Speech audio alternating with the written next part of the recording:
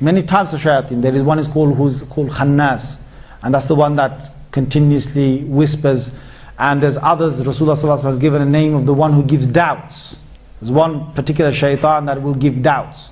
So when people make wudu, some people get doubt. Did I wash this? No, let me wash it again. So they wash it again.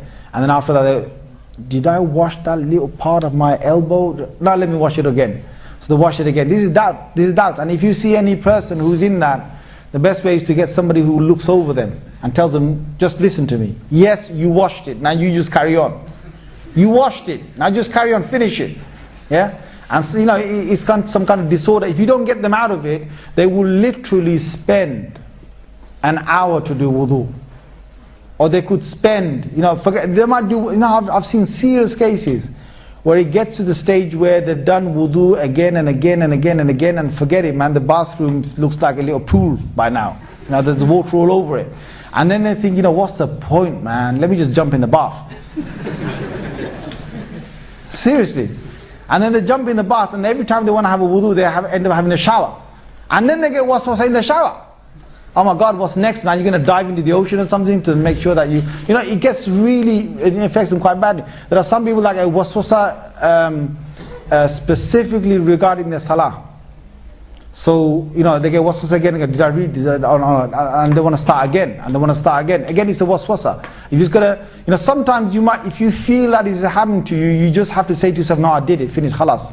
I just did it. And just move on. Or you do it once and say, done, finished, and just move on. Do the next one. Don't allow it to continue, because the continuity of if you start accepting it, then it's going to change into a kind of disorder. Now, one thing is waswasa. Next thing is, when he comes for waswasa into a house, because he comes to every single one of us, okay? Jinns have been in every single body, right? Are you scared of jinns, guys? No, you're not. You know why? Because jinns come in our bodies every single day. They do. Every single day jinns come. In fact, when you wake up for Fajr, you've got a jinn that's already tied, a shaitan that's already tied 3 knots over your head. Just over that part of your head, tied 3 knots. Every human being, especially the ones that want to wake up for Fajr. There's a specific group of shaitans that are just after making us miss Fajr Salah. So if you missed your Fajr Salah this morning, you had a group of jinns that came to your house, and they basically did their little job. So what they do is they tie 3 knots, and when you wake up, they say, Nam nam alayka laylin tawil. Rasulullah sallallahu alaihi wasallam said this to us, in the hadith in Muslim, that you sleep, you've got a long night. And Prophet sallallahu alaihi wasallam said he'll carry on doing this until he's made you miss your Fajr. He says, if the person gets up, فَذَكَرَ اللَّهِ, if the person remembers Allah, they say, Alhamdulillah, alladhi ahyani ba'da ma amatani. Whatever dua, whatever dhikr they do, any form of remembrance of Allah they do, 1 knot is untied immediately. Next one is they basically go and perform wudu. If they perform wudu, another knot is untied immediately. And one of the key things in the wudu that we do to try and get the influence of the shaitan away is to rinse the nose properly. Now a lot of people don't do this sunnah properly. When you rinse your nose, have you seen some people rinsing the nose wudu? They just grab the and go. There's a bang there, nose 3 times with water. That's not rinsing your nose. Some people just get water and just go straight on top of their nose. That's not rinsing your nose. It's in the inside. Okay, so some people, what they do, their rinsing of the nose is just basically grab some water and just stick it up in there, stick it up in there, that's it, they've rinsed their nose. And some other people, they want to basically, do the classical one, yeah? You better not watch, brothers. Yeah? And then release some explosion from their nose. Yeah? Be careful, brothers. There's other brothers doing wudu, yeah? Make sure he doesn't fall over him, he's got his clothes over there as well. I don't like, you're just trying to do wudu in the wudu area, right?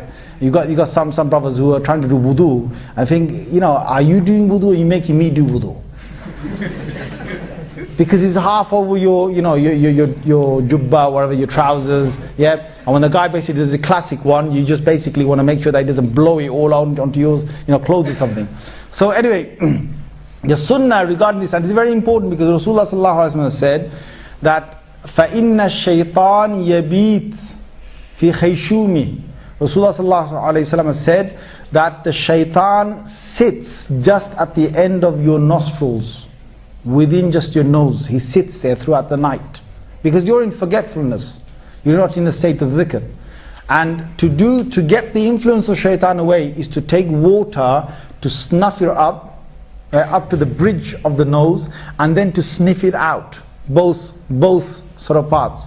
So to take some water in is one sunnah, to take and blow the water out is the second sunnah. Both these sunnahs complete cleansing the nose at the time of wudu or ghusl, at the time of performing ablution or having a bath.